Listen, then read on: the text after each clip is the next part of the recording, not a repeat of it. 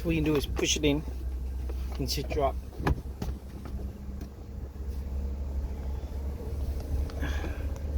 And the cam filter is in here. Just pull this down, take out the cover, and here's the cam filter. And this way you can see that the mouse been in here. It's really stinky.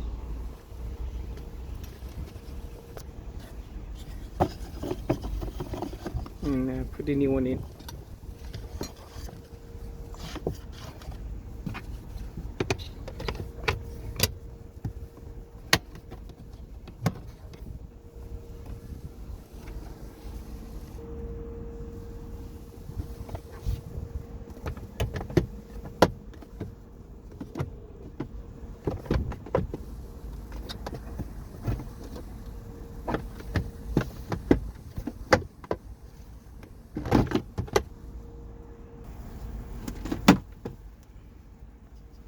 Go back in, put this back in.